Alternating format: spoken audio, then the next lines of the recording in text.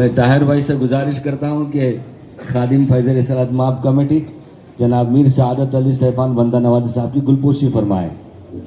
رسالت، نعرہ رسالت، نعرہ رسالت، علماء اہل سنت، علماء اہل سنت، علماء اہل سنت۔ آپ تمامی حضرات سے گزارش کی جاتی ہے نظم و ضبط کا مظاہرہ کریں۔ آپ حضرات جو کھڑے ہوئے ہیں ان سے گزارش ہے ادھر تشریف لا لیں تاکہ پیچھے حضرات کو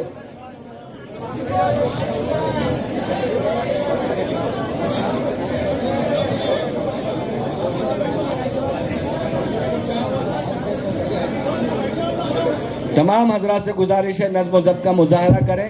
بیٹھ جائیں وہاں پر نیچے جگہ اگر فراہم ہو سکے تو نیچے بیٹھ جائیں تاکہ پیچھے والوں کو آسانی سے نظارہ ہو سکے۔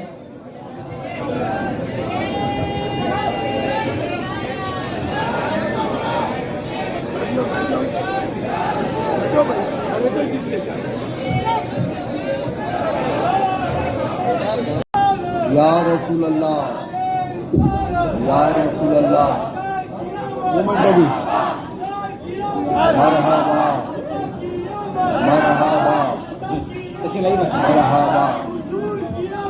مرحبا مرحبا۔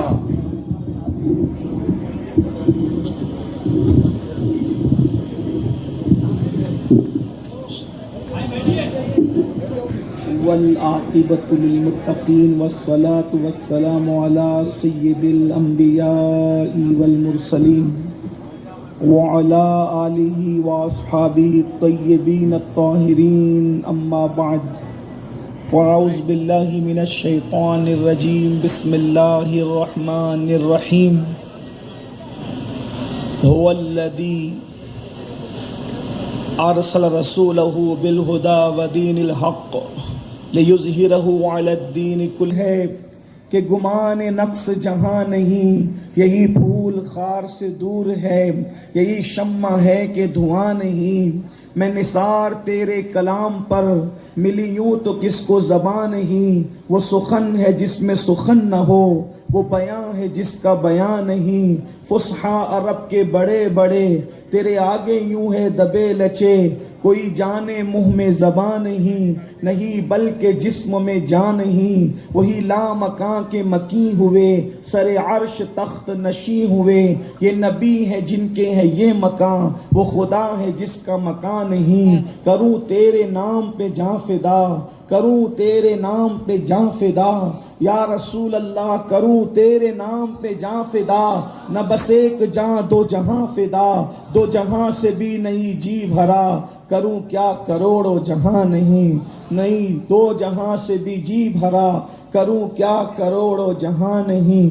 آج کی یہ محفل آقا کریم رؤوف الرحیم صلی اللہ تبارک و تعالی علیہ وآلہ وصحبہ وبارک وسلم کی ولادت باسعادت کی خوشی میں، اور بالخصوص امسال 1447 2025 آقا کریم صلی اللہ علیہ وآلہ وسلم کی ولادت باسعادت کو 1500 سال پورے ہوئے ہیں۔ پوری دنیا میں عاشقان رسول دھوم دھام سے، تجھ کو احتشام سے اپنے آقا صلی اللہ علیہ وآلہ وصحبہ وبارک وسلم کی ولادت کی خوشیاں منا رہے ہیں۔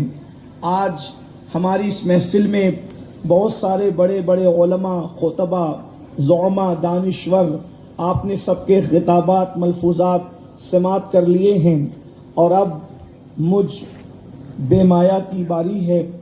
میں اپنے آقا کریم صلی اللہ علیہ وآلہ وسلم کی بارگاہ میں خراج عقیدت پیش کرنے کے لیے حاضر ہوں۔ اللہ تبارک و تعالی میری اور آپ سب کی حاضری کو شرف قبولیت عطا فرمائے۔ میں نے جس آیہ کریمہ کی تلاوت کی ہے اس میں اللہ تبارک و تعالی نے اپنے پیارے حبیب صلی اللہ علیہ وآلہ وسلم کی آمد کے مقصد کو بیان فرمایا ہے۔ پوری دنیا یہ کہتی ہے کہ حضور تشریف لے آئے، حضور تشریف لے آئے، حضور تشریف لے آئے۔ یہ بھی ہمارا مقدر ہے کہ ہر امت کہتی تھی کہ حضور آنے والے ہیں، حتیٰ کہ ہر نبی بھی کہتے تھے کہ حضور آنے والے ہیں۔ اور یہ ہمارا نصیب ہے کہ ہم کہتے کہ حضور آ چکے، حضور تشریف لے آئے۔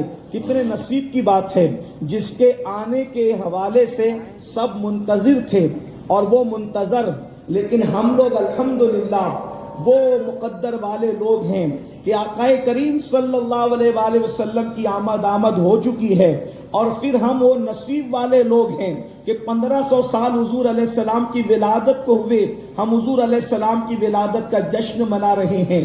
پوری دنیا میں ڈنکے بجائے جا رہے ہیں، قیامت تک ڈنکے بجائے جاتے رہیں گے۔ کیا کبھی ہم نے ٹھنڈے دل سے یہ بھی سوچا کہ حضور کیوں تشریف لائے، حضور کی آمد کا مقصد کیا تھا؟ اس لیے کہ آقا کریم صلی اللہ علیہ وآلہ وسلم جہاں سے آئے ہیں وہ بہت بڑی جگہ ہے، اور جہاں آئے ہیں وہ جگہ بہت بڑی نہیں ہے، اس لیے کہ حضور آئے کہاں؟ فرش خاک گیتی پر آئے۔ حضور آئے کہاں؟ وہاں جہاں بھائی بھائی کا دشمن تھا۔ حضور آئے کہاں؟ جہاں لوگ ایک دوسرے کا مال کھا جایا کرتے تھے۔ حضور آئے کہاں؟ جہاں بچیوں کو زندہ دفن کیا جاتا تھا۔ حضور آئے کہاں؟ جہاں اللہ اکبر شوہروں کی چتا پر بیواؤں کو زندہ جلا دیا جاتا تھا۔ حضور آئے کہاں؟ حضور کہاں تشریف لائے؟ اللہ اکبر جہاں ماں کی گود میں بچوں کو شراب پلائی جاتی تھی۔ حضور آئے کہاں؟ جہاں خدا کے کعبے پر 360 معبودان باطل کو بٹھا دیا گیا تھا، ایسی جگہ حضور آئے۔ اور کہاں سے آئے؟ قرآن کہتا ہے قد جاءکم من اللہ، کہاں سے حضور تشریف لائے؟ من اللہ، اللہ کی طرف سے تشریف لائے۔ قد جاءکم من اللہ نور و کتاب مبین، اللہ کے رسول علیہ الصلوۃ و تسلیم اللہ کی طرف سے آئے۔ اتنی بڑی بارگاہ سے حضور آئے، آنے کا کوئی تو مقصد ہوگا، حضور کیوں تشریف لائے؟ اب آئیے اللہ تبارک و تعالی آمد رسول کا مقصد بیان فرما رہا ہے۔ بہت دیر تک گفتگو تو نہیں ہوگی، وقت زیادہ ہوا ہے، اس لیے جتنی دیر تک ہے اہل حیدرآباد سن سکیں گے اتنی دیر تک تھوڑی سی گفتگو ہوگی۔ شاید میرے بعد اور بھی خطبہ کو آپ کو سماعت کرنا ہے۔ اللہ اکبر، حضور کیوں تشریف لائے؟ تو قرآن کہتا ہے آمد رسول کا مقصد بیان کرتے ہوئے هو الذی ارسل رسولہ بالہدی ودین الحق، وہی ہے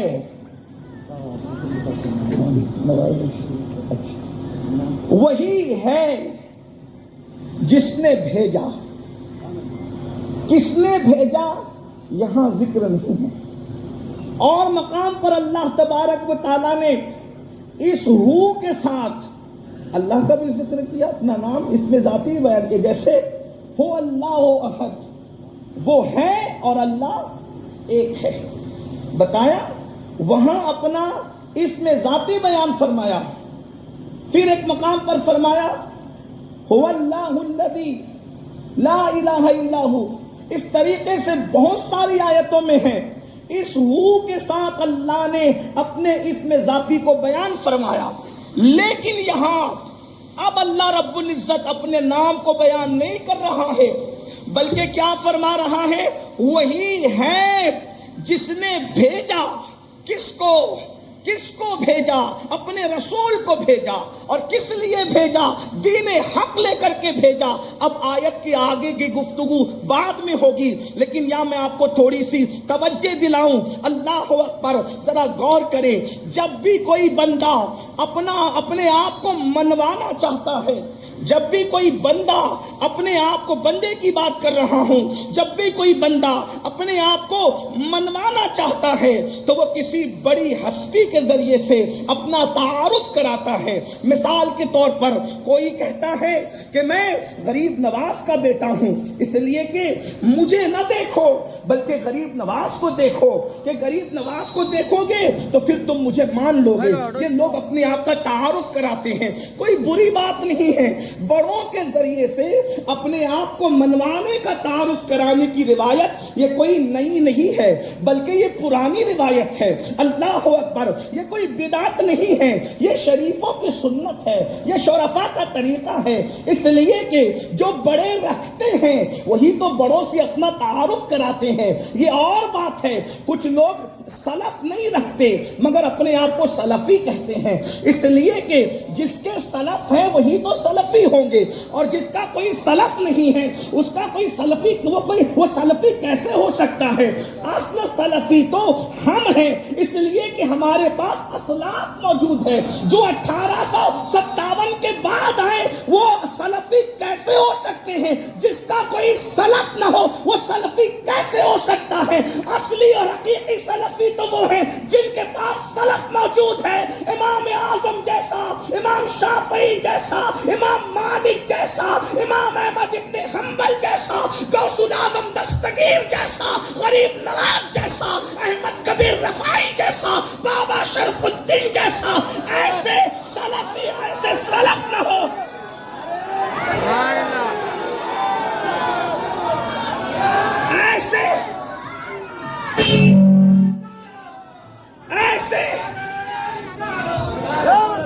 ایسے سلف نہ ہو تو سلف رکھے بغیر گالی نہیں دے رہا ہوں، توجہ چاہتا ہوں، اگر کسی کے اسلاف نہ ہو تو اب بغیر اسلاف کے اپنے آپ کو سلفی کہنے کا مطلب ایسا ہی ہے جیسے بن باپ کے ہو کر کسی کی طرف بھی اپنے آپ کی نسبت کو منسوب کر جائے۔ یہ کوئی گالی نہیں ہے، یہ ایک حقیقت ہے۔ سلف رکھو تو سلفی کہلاؤ۔ لیکن بہرحال یہ بات میں اس طرح نہیں جانا چاہتا کیونکہ آج تو محبوب کا ذکر ہے۔ جب محبوب کا ذکر ہے تو مردود کا ذکر زیادہ نہیں کیا جاتا ہے، سوائے اتنا کہ شروع میں اعوذ باللہ من الشیطان الرجیم پڑھ لیا جائے، اتنا تو ضروری ہے۔ بہرحال اس سے زیادہ کی بات گنجائش آج نہیں ہے۔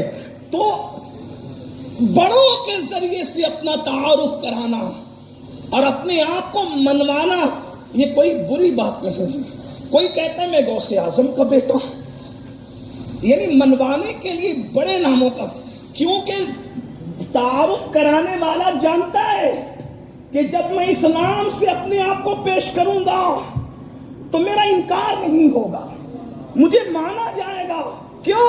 اس لیے کہ جس کے ذریعے تعارف کرا رہا ہوں وہ مانی گئی ذات ہے یا مانی جانے والی ذات ہے، یا اگر کوئی نہ مانے تو چیک کر لے تو ماننے پہ مجبور ہو جائے۔ اللہ اکبر! اندازہ فرمائے، اگر اتنی بات سمجھ میں آ گئی تو بہت تفصیل میں نہیں جانا چاہتا، ویسے بھی یہ زمین علم و ادب کی زمین ہے، میں بہت زیادہ آپ کو دکھائی نہیں دیتا، وہ خدا جو سنائی نہیں دیتا، وہ خدا جو دماغ میں نہیں آتا، وہ خدا جو تصور میں نہیں آتا، وہ خدا جو تخیل میں نہیں آتا، وہ خدا جو سماعت میں نہیں آتا، وہ بصارت میں نہیں آتا۔ کہنے والوں نے کہا ہے کہ تو دل میں تو آتا ہے، سمجھ میں نہیں آتا۔ میں جان گیا بس تیری پہچان یہی ہے۔ زمین کے اوپر وہ خدا موجود تھے جو دماغ میں بھی آتے تھے، جو سننے میں بھی آتے تھے، جو دیکھنے میں بھی آتے تھے، جو تصور میں بھی آتے تھے، جو تخیل میں بھی آتے تھے۔ اللہ اکبر! جو کھلائے بھی جاتے تھے اور کھائے بھی جاتے تھے۔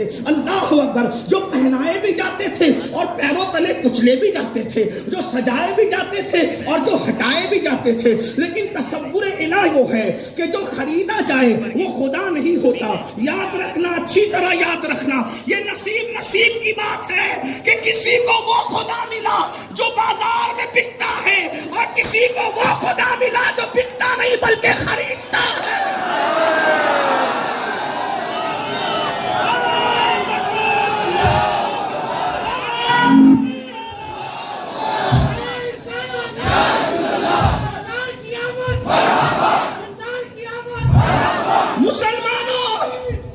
مسلمانوں ناز کرو اپنے مقدر پر۔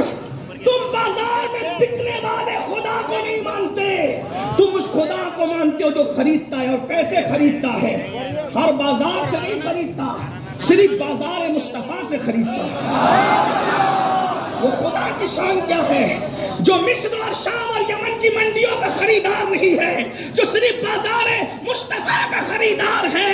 اللہ اکبر! کہنے والے نے بلکہ معاجم السلطان پوری نے کہا، اللہ اس کی مغفرت کرے، کہا بازار مصطفیٰ میں خریدار ہے خدا، بازار مصطفیٰ میں خریدار ہے خدا۔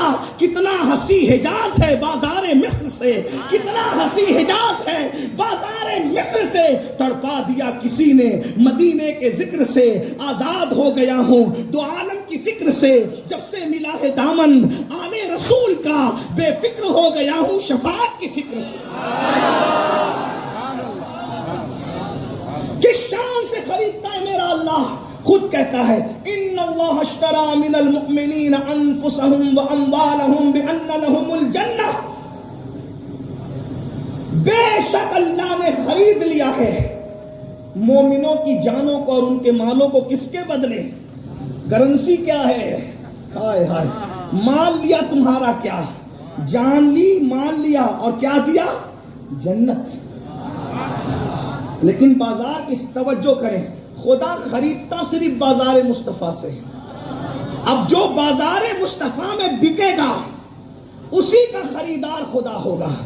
اللہ کے بندے تو سب ہیں مگر وہ سب کو نہیں خریدتا، وہ جو مصطفیٰ جان رحمت کی منڈی میں بکنے آتے ہیں انہی کو خریدا جاتا ہے۔ اور سن لو، جو ایک بار بک جاتے ہیں پھر اس کو کبھی بیچا نہیں جا سکتا، اور جو ایک بار خرید لیے جاتے ہیں پھر اس کو کبھی خریدا نہیں جا سکتا۔ اللہ اکبر۔ مصطفیٰ جان رحمت کے بازار میں بکنے والوں کی قیمت کتنی ہے؟ جنت ہے، جنت، صرف جنت کے علاوہ کوئی قیمت نہیں۔ تو یہ اپنا نصیب ہے کہ تم ڈوبنے والے خدا کو نہیں مانتے، جو ڈوبتوں کو ترا دیتا ہے اس خدا کو مانتے ہیں، جس کے نام پر کشتیاں چلتی ہے، سمندروں میں تیرتی ہے، جو کشتیوں کو چلاتا ہے، تم اس خدا کو مانتے ہو۔ لیکن بات دور نہ نکلے تو میں عرض کر رہا تھا، بکنے والے اور بکنے والے خدا تھے۔ اس منڈی میں جب خدا نے جس نے اپنا تعارف کرایا، جو تصور میں نہیں آتا، جو تخیل میں نہیں آتا، جو سوچ میں نہیں آتا، جو فکر میں نہیں آتا، جو سماعتوں میں نہیں آتا، جو بصارتوں میں نہیں آتا، اس نے اپنا تعارف کرایا ایک ہستی کے ذریعے سے، هو الذی، وہ ہے اور وہ وہی ہے۔ کون؟ ارسلہ رسولہ، یہ ہو بھی اسی ہو کی طرف ضمیر لوٹ رہی ہے، اسی ہو کا یہ رسول ہو ہے، ہاں اسی کی طرف سے۔ هو الذی ارسلہ، وہ ہے، دکھتا نہیں ہے، سمجھ میں نہیں آتا ہے، تصور میں نہیں آتا ہے، تخیل میں نہیں آتا ہے۔ کون؟ ارسلہ، جس نے بھیجا، کس کو؟ رسول ہو، کس کو بھیجا؟ ارسلہ، کس کو بھیجا؟ اپنے رسول کو۔ کس لیے بھیجا؟ کس لیے بھیجا؟ کیا لے کے بھیجا؟ اللہ اکبر، دین الحق، دین حق لے کر بھیجا۔ اور آگے ابھی بات ہوگی، تو وہ وہی ہے یا وہ ہے جس نے اپنے رسول کو بھیجا۔ موسیٰ کے ذریعے سے علیہ السلام تعارف نہیں کرایا، نوح کے ذریعے سے تعارف نہیں کرایا، عیسیٰ کے ذریعے سے تعارف نہیں کرایا۔ اگر تعارف کرایا ہے ایک ہستی کے ذریعے سے کہ وہ جو نظر نہیں آتا ہے اس نے کسی کو بھیجا ہے، اور کس کے ذریعے سے؟ خدا ہو کر اپنا تعارف جس کے ذریعے سے کرا رہا ہے اسی ہستی کو مصطفیٰ جان رحمت کہتے ہیں، جن کا ہم کلام خدا کو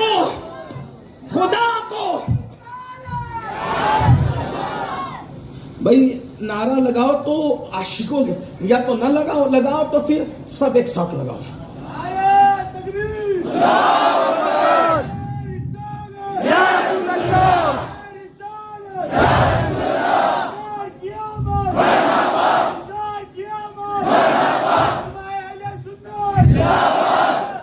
خدا ہو کر اپنا تعارف کرا رہا ہے، کس کے ذریعے سے؟ مصطفیٰ جان رحمت کے ذریعے سے۔ اب بات کتنی بڑی ہے اور کس ماحول میں تعارف اپنا کرا رہا ہے، کیونکہ یہ آیت 1450 سال پہلے نا، جب کعبے پر 360 براجمان تھے نا، تو ان کے ماننے والوں کے درمیان اپنا تعارف کرا رہا ہے۔ اور پھر توجہ کیجیے، پھر مصطفیٰ جان رحمت صلی اللہ علیہ وآلہ وسلم جب تشریف لائے، آقا کریم صلی اللہ علیہ وآلہ وسلم کی جب آمد ہوئی، مصطفیٰ کریم صلی اللہ علیہ وآلہ وسلم کی جب آمد ہوئی، تو اللہ کے رسول علیہ الصلوۃ والتسلیم نے بتوں کی مذمت فرمائی، فرمایا ان کی کیوں عبادت کرتے ہو؟ ان کی جو اپنے ناک پر بیٹھی ہوئی مکھی کو ہٹا نہیں سکتے، جو اپنے نفع کے مالک نہیں، جو اپنے نقصان کے مالک نہیں، جو اللہ اکبر ناک پہ بیٹھی مکھی، یہ بتوں کے لیے آیت ہے جس کو یار لوگ ولیوں پہ چسپا کرتے ہیں۔ یاد رکھیے گا، پہلی بات تو یہ ہے، کہتے ہیں کہ یہ عبد القادر جیلانی صاحب اپنے ناک پہ بیٹھی ہوئی مکھی کو نہیں ہٹا سکتے۔ میں نے کہا پہلی بات تو مزار میں جانے کے بعد ناک پر مکھی بیٹھتی بھی نہیں ہے۔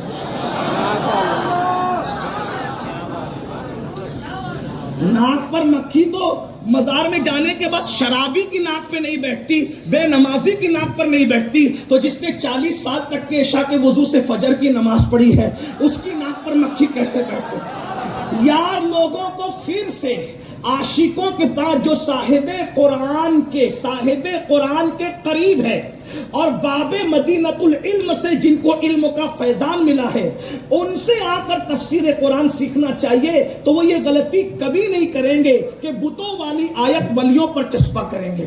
یہ بات 150 سال سے بہت برے طور پر کہی جا رہی ہے کہ یہ اپنی ناک سے مکھی نہیں ہٹا سکتے۔ میں نے کہا جب تک ہٹا سکتے تھے تب بھی نہیں بیٹھی میرے شیخ کی ناک پر۔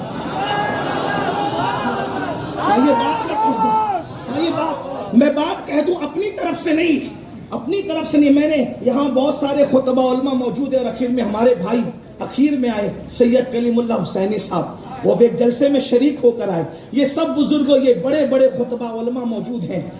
جب تک سب کی ناک پر بیٹھتی تھی، ہمارے مرشد سرکار مخدوم اشرف جہانگیر سمنانی فرماتے ہیں کہ سرکار غوث اعظم کی ظاہری حیات میں بھی ان کے بدن پر کبھی مکھی نہیں بیٹھی۔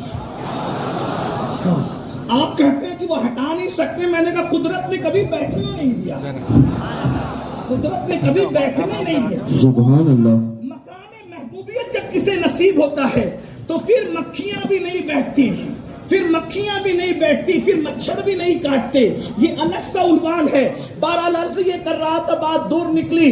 اللہ اکبر، رب تبارک و تعالی اپنے حبیب کے ذریعے سے اپنا تعارف، میں صرف قرآن پیش کر رہا ہوں، تفسیر قرآن پیش کر رہا ہوں۔ ابن عباس سے لے کر صاحب نعیمی تک آپ اٹھا کر کے دیکھ لیں، صاحب ضیاء القرآن تک اٹھا کر دیکھ لیں، کیا کہا؟ سب نے یہی کہا، اللہ اکبر، کیا وہ اللہ ہے جس نے رسول کو دین حق لے کر بھیجا، اللہ اکبر۔ لیکن لوگ یہ سمجھتے ہیں کہ یہاں اللہ نبی کی تعریف کر رہا ہے، نبی کی تعریف بعد میں ہے، نہ پہلے اپنا تعارف نبی کے ذریعے سے کرا رہا ہے کہ وہ اللہ ہے جس نے رسول معظم کو، رسول برحق کو دین برحق لے کر کے بھیجا۔ اب مجھے بتاؤ، توجہ کریں، اللہ اکبر، توجہ فرمائے، اللہ رب العزت توجہ فرمائے، اللہ رب العزت اپنا تعارف کرا رہا ہے اور وہ رسول آ کر کے کہتے ہیں یہ بتوں کی عبادت کیوں کرتے ہو جو مکھی نہیں ہٹا سکتے، جو نفع و نقصان کے مالک نہیں ہیں؟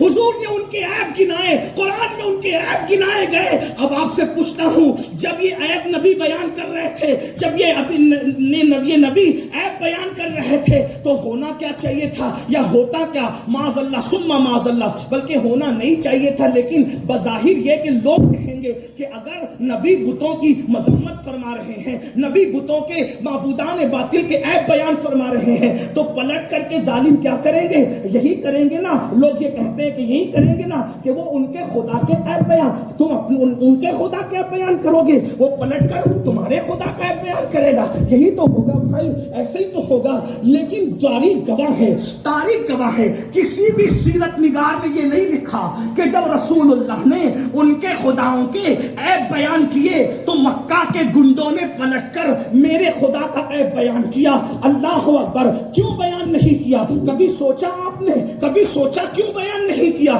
نبی ان کے خداؤں کے عیب بیان کر رہے تھے اور قرآن ان کے خداؤں کے عیب بیان کر رہا تھا۔ کہیں کہا کہ ان کی دلیلیں تو تارے عنکبوت سے بھی کمزور ہے۔ سورۃ العنکبوت کے اندر ان کے خداؤں کی کیا کیفیت کر کے رکھی ہے، قرآن میں اٹھا کر کے دیکھیں، مکڑی کے جالے سے بھی زیادہ کمزور ہیں۔ ان لوگوں کی دلیلیں اس طریقے کی، پھر بہت سی باتیں بیان ہوئی ہے اور پھر بہت سی باتیں بیان ہوئی ہے، لیکن سنو، غور سے سنو، میں ابھی اپنے عنوان پہ نہیں آیا لیکن آپ کی میں توجہ چاہ رہا ہوں تاکہ عقیدہ توحید مضبوط ہو جائے. لوگ کہتے ہیں سنی عقیدہ توحید بیان نہیں کرتے. میں نے کہا ہم اس طرح بیان کرتے ہیں جو تمہاری سمجھ کے باہر ہے. اور عقیدہ توحید جتنا صوفیہ کے غلاموں کے سمجھ میں آتا ہے اتنا 1857 کی میز سے پیدا ہونے والے 9 زائدہ جماعتوں کے متکلمین کے دماغوں گمان میں آنے کا سوال ہی پیدا نہیں ہوتا. اس لیے کہ جو خود عقیدہ توحید نہ رکھتے ہو ان کی میز سے پیدا ہونے والوں کو توحید سے کیا تعلق. توحید تو وہ لوگ بیان کرتے ہیں جن کا مکتبہ فکر سیدنا شیخ عبد القادر جیلانی کے مکتبہ عشق سے ملتا جلتا ہے. اللہ اکبر. غریب نواز کے مکتبہ عشق سے ملتا جلتا ہے.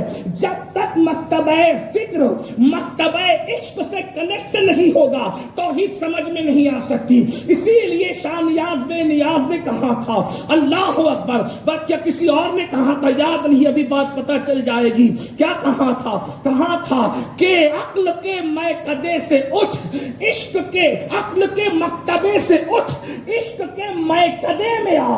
جب تک مکتبہ فکر سے اٹھ کر میکدہ عشق کا سفر نہ ہوگا اس وقت تک توحید سمجھ میں نہیں آ سکتی. اور میں توحید بیان کر رہا ہوں اور وہ بھی ملا کی نہیں, اللہ کی بیان کردہ توحید کے اشاروں پہ توحید بیان کر رہا ہوں. اور پیچھے علماء موجود ہیں, غلطی کرو تو یہ میری اصلاح کریں گے. اللہ کے رسول نے اللہ کے کہنے پر ان 360 معبودان باطل لات, حبل, عزا وغیرہ کی جو ہے وہ مذمت بیان کی تو وہ یہ کر سکتے تھے کیونکہ وہ بھی اہل زبان تھے کہ تم ہمارے خداؤں کو عیب لگاتے ہو بلکہ ہمارے خداؤں کے عیب بیان کرتے ہو. ہم بھی تمہارے خدا کا عیب بیان کریں گے.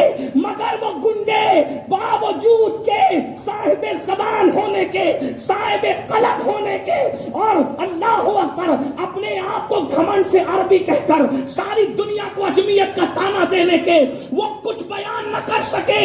ہمت کیوں نہیں ہوئی؟ اس لیے نہیں ہوئی کہ وہ جانتے تھے کہ جب بھیجا ہوا اتنا بے عیب ہے تو بھیجنے والا کس قدر بے عیب ہوگا. سبحان اللہ, سبحان اللہ. نعرہ تکبیر, نعرہ رسالت, علماء اہل سنت, آمد مصطفیٰ. جس کو بنایا ہے وہ اتنا بے عیب ہے تو جس نے بنایا ہے, جس نے بنایا وہ کتنا بے عیب ہوگا. وہ کمال حسن حضور ہے, سبحان اللہ. وہ کمال حسن حضور ہے کہ گمان نقص. اگر حیدرآباد والے اردو سمجھتے ہیں اب بھی گمان نقص, نقص نہیں, سبحان اللہ, نقص نہیں. یہ عشق غالب اور اقبال کی شاعری خالی ہے اس ندرت سے. اللہ, سبحان اللہ. میں کسی کی طرفداری میں نہیں کہہ رہا ہوں لیکن ہم تو عشق کے غلام ہیں. سبحان اللہ. یہ گمان نقص. اگر ابھی شوق صاحب کا کلام پڑھا جائے تو بڑا پوری دنیا میں پڑھا جائے. یہاں اہل زبان رہتے ہیں, یہاں کے حکمراں بھی اہل علم گزرے ہیں. پہلے میں نہیں جانتا ابھی کے لوگوں کو زیادہ, لیکن جو پہلے کے لوگ ہیں شیخ الاسلام جیسے کہ جو شاگرد ہوں گے تو ظاہر سی بات ہے کہ وہ اہل قلم اور اہل زبان. اور شیخ الاسلام کس کو کہتے ہیں؟ شیخ الاسلام وہ ہیں علم اور عشق جب مجسم ہو جائے تو انوار اللہ فاروقی کا وجود کرتی ہے. سبحان اللہ, سبحان اللہ. یہ میں اپنی طرف سے نہیں کہہ رہا ہوں, ہماری جماعت کے بڑے عظیم عالم دین رئیس القلم علامہ ارشد القادر رحمت اللہ تعالی علیہ نے بار بار اس کا اظہار فرمایا اور ان کے نو کے قلم کو اپنے مزگاہ پر سجانے کا انہوں نے تمناؤں کا اظہار فرمایا. یہ بات ہے تو ایسے عاشق اور عالم کا جو شاگرد ہوگا وہ یقیناً علم والا ہی ہوگا. تو اگر آپ شعر سمجھتے ہیں تو میں شعر پڑھ رہا ہوں, توجہ فرمائیں, یاد رکھیے. اور ریاستوں کی حدود سے اوپر اٹھ کر کے اس کا تصور کیجیے. کیا بات, سبحان اللہ. اس لیے کہ سرحدوں کی حدیں ہوتی ہے، عشق کی حدیں نہیں ہوتی۔ سبحان اللہ سبحان اللہ۔ ریاستوں کی سرحدیں جدا کر سکتی ہے، عشق جدا کرنے نہیں بلکہ عشق تو ملانے آتا ہے۔ عاشق مشرق کا ہو یا مغرب کا، عاشق عاشق ہوتا ہے، اور ہر عاشق اس عاشق کو سراہتا ہے۔ لوگ یہ نہیں کہتے عرب والے کہ ہم حبشہ کے عاشق کو سیدنا کیوں کہیں، اس لیے کہ جہاں عشق ہوتا ہے وہاں تعصب نہیں ہوتا۔ اس لیے مکے کا عربی حبشہ کے بلال کو حضرت عمر کی شکل میں سیدنا بلال کہہ کر کے پکارتا نظر آتا ہے۔ نہ رنگ دیکھتا ہے نہ نسب دیکھتا ہے، عشق والا دل دیکھ کر کہتا ہے کہ نبی کا جو غلام ہے ہمارا وہ امام ہے۔ عرب والے یمن والے کے پاس جاتے ہیں اور دعا کراتے، یہ نہیں کہتے یہ تو یمنی ہے ہم تو مکی ہے۔ مکے والے یمن والے اس قلندر کے پاس جا کے کہتے حضور نے تجھے سلام بھی کہا ہے اور کہا ہے کہ امت کے لیے دعا کر دینا۔ وہ قرن کا عاشق ہاتھ اٹھا کے دعا کرتا ہے۔ داستانیں ہیں، میں اس کی طرف نہیں جا رہا ہوں، اسی اشارے توجہ کریں کہ جب بننے والا اتنا بے مثال ہے تو بنانے والے کی بے مثلیت کا عالم کیا ہوگا؟ آواز آ رہی ہے، وہ کمال حسن حضور ہے، وہ کمال ہے۔ اچھا، یہاں حسن حضور سے مراد حضور کا حسن باطنی نہیں ہے، یہاں حسن ظاہری ہے۔ جس کا ظاہری حسن اتنا بے مثال ہوگا، جب حسن ظاہری کا یہ عالم ہے جس کو عربی اجمی سب دیکھ سکتے ہیں، کالے گورے سب دیکھ سکتے ہیں، بلال اور عبید سب دیکھ سکتے ہیں، ابو بکر اور ابو جہل سب دیکھ سکتے ہیں، جو سب کو نظر آئے۔ جب وہ حسن اتنا بے مثال ہے تو جو جبریل کو بھی نہ نظر آئے وہ حقیقت مصطفیٰ کی بے مثلیت کا عالم کیا ہوگا؟ جو ابو بکر کو بھی نظر نہ آئے وہ حقیقت مصطفیٰ کی بے مثلیت کا عالم کیا ہوگا؟ یا ابا بکر لم یعرفنی حقیقتا غیر ربی۔ کوئی کہتا ہے ہم نبی کی طرح، میں نے کہا آئینے میں صورت دیکھ اور ان کی حیثیت دیکھ، ان کی شان دیکھ، وہ کمال حسن حضور ہے۔ سبحان اللہ۔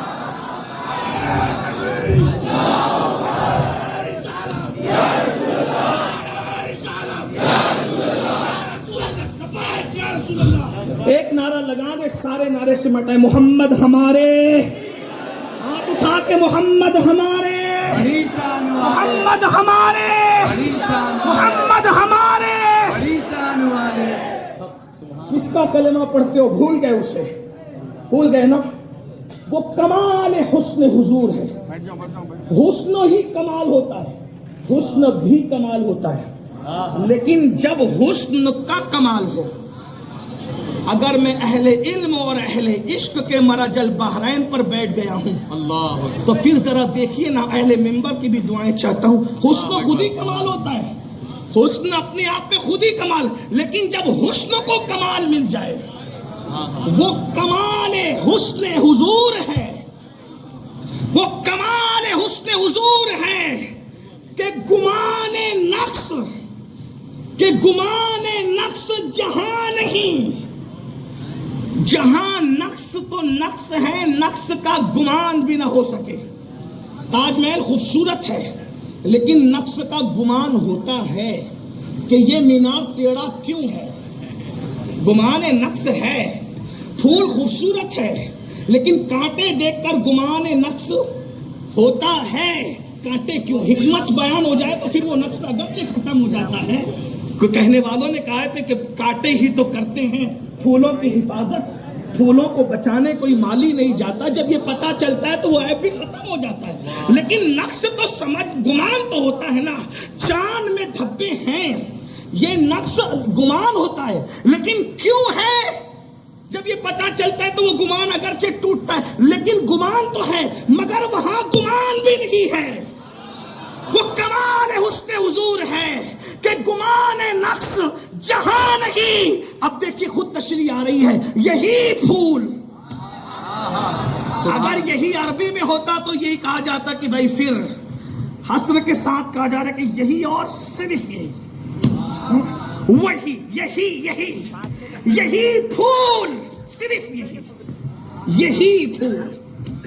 کنول اس لیے عیبدار ہے کہ وہ کیچڑ میں کھلتا ہے، گلاب اس لیے عیبدار ہے کہ شام ہوتے ہوتے مرجھا جاتا ہے، یہ پھول ایسا یہ کبھی نہیں مرجھاتا۔ ارے یہ اس پھول سے جو پھول پیدا ہوئے وہ بھی نہیں مرجھاتے. اب پھول سے پھول کبھی پیدا نہیں ہوتے. توجہ کرنا, پھول کا عیب یہ ہے کہ پھول سے پھول کبھی پیدا نہیں ہوتے. پھول ہمیشہ باغ اور گلستہ میں پیدا ہوتے ہیں, پھول سے پھول کبھی پیدا نہیں ہوتے. لیکن یہی ایک پھول ہے جو صاحب نسل ہے. کسی پھول کی نسل نہیں چلتی, پھول ایک ہوتا ہے پھر ختم ہو جاتا. علماء محققین بیٹھے اگر تو وہ جان رہے ہیں پھول کی نسل نہیں چلتی جو پھول, کیونکہ وہ ایک ہی کھلتا ہے پھر ختم ہو جاتا ہے, صبح کو کھلتا ہے شام. لیکن یہ وہ پھول ہے تنہا, کیچڑ کا کمل نہیں ہے, باغ کا گلاب نہیں ہے, غیرت وحدت کے باغ میں, غیرت وحدت کے باغ میں جو تنہا گنچے نے ربیع الاول کی 12 کو مسکرایا ہے اس کو یہ آمینہ کا پھول کہتے ہیں. سبحان اللہ, سبحان اللہ. اور یہ کبھی نہیں مرجھایا, کبھی نہیں, کیونکہ ہر بہار اسی پھول کا صدقہ ہے. لیکن اس پھول کی نسل بھی چلی, اور اس نسل کو قرآن نے یوں بیان کیا, اِنَّا أَعْطَيْنَاكَ الْكَوْثَرَ. کسی کی نسل اتنی کثرت سے نہیں جتنی ان کی نسل. میں صرف اشارہ دے رہا ہوں, علامہ راضی نے اس کی طرف اشارہ کیا ہے. میں تفسیر بیان کروں گا تو دور چلا جاؤں گا. لیکن پھول مرجھا جاتا ہے, یہ کبھی نہیں مرجھایا. اس پھول سے جو پھول پیدا ہوئے وہ بھی کبھی نہیں مرجھائے.